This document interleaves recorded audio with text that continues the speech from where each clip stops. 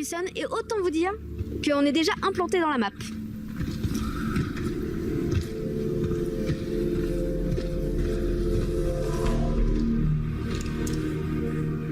Franchement, ça donne pas envie d'y aller, ça donne plus peur qu'autre chose. On nous a indiqué que c'était par là. Moi, je pense qu'il y a un piège et qu'il y a des locustes au fond. Non mais sans déconner, vous avez envie d'y aller là-bas? Ça fait vraiment peur. Oh là là. Moi, je pense que mon cadreur me fait un piège.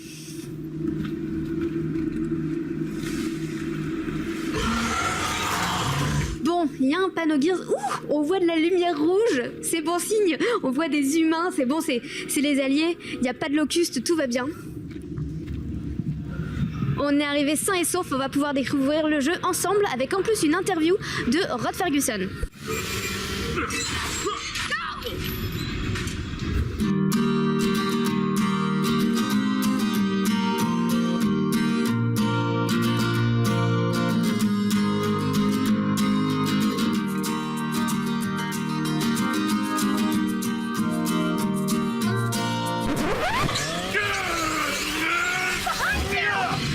Rod Fergusson, and I am the studio head for the coalition in Vancouver, Canada. Quel est votre rôle dans le développement de Gears of War 4? My role on the game for Gears of War 4 is basically, well, I'm the head of the studio, so I'm kind of running the whole team, and as the person who sort of came from Gears for the last 10 years, I'm kind of the person in charge of the vision for the game. Pouvez-vous nous présenter Gears of War 4? Basically, it's the next generation of Gears. It's the story of Marcus Phoenix's son and his two friends, Kate and Del, as they survive one night on Sarah, discovering a new threat to the planet.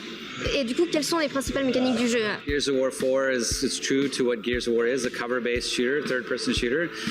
We've talked publicly about campaign in the story that we have with our three main characters and two-player co-op. Well, so one of the big things about Sarah, the planet that Gears of War is on, is that it's changed so much since Gears 3 that they actually have these huge windstorms called wind flares. It not only impacts the story and impacts our characters, but it actually impacts the gameplay. That when you fight through a wind flare, depending on how strong the wind is, it'll bend your grenades, or it'll knock cover out of the way, or it'll bring in other things that you can use to kind of attack the enemies, and it's pretty spectacular. And then that's not just a piece of scripting, it's actually part of our gameplay. Et du coup, pouvez-vous nous expliquer les nouveautés du multijoueur? There are a lot of new features.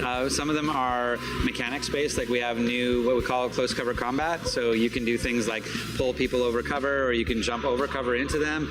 You get to finish with a nice knife execution on them.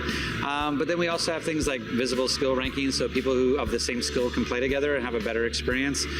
We have new ways of showing using a spectator cam, so people can view the games better, like through esports and such. So, and then we have lots of new modes, like dodgeball is a new mode that we have where in order to bring your teammates back in who've been eliminated, you just have to kill one from the other team. You know, when we think about Gears 4 multiplayer, we think about the 4 tiers of multiplayer players. We have the new ones, people who play socially, people who play competitively, and then people who play professionally, like esports. And so one of the big things for us for Gears 4 is to look at all 4 of those layers and try to find features that are meaningful to all 4. Ok, du coup, pensez-vous qu'il y aura un impact pour l'e-sport avec Gears 4? I hope so. I hope it will have an impact. You know, Gears of War back in 2006 was one of the sort of kind of first big games around esports, and so with Ultimate Edition that came out last year, we really got back into esports, and so that's what we call that our crawl phase, and we see Gears of War 4 as sort of our walk phase. We've taken all of our learnings from Ultimate Edition and we're applying that, and we're designing features like symmetrical maps and balanced mechanics for fair competition. So I'm hopeful that we'll continue to grow that and learn more, so eventually we'll get to running. Qu'est-ce qui différencie Gears 4 des autres jeux? Qu'est-ce qui le rend unique? It's a whole new story with a whole new set of characters and a whole new set of monsters and a lot of different features too, but we think of this as an evolution of Gears of War as opposed to a revolution. The fact that it's on Xbox One, you know, the graphical fidelity that we can do now and the capabilities that we have with Unreal Engine 4, you know, we're doing 60 frames per second in multiplayer, and it's just able to push a lot of boundaries that we weren't able to push before. Pour finir, comment vous avez travaillé sur les personnages? Est-ce que c'était difficile d'en créer des nouveaux aussi charismatiques que les anciens, notamment Marcus Phoenix?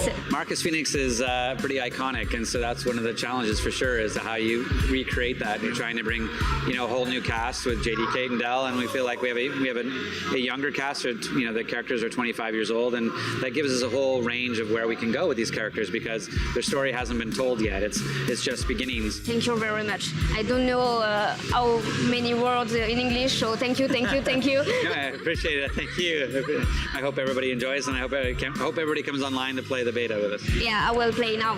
Okay, great. Thank you very much. Thank you.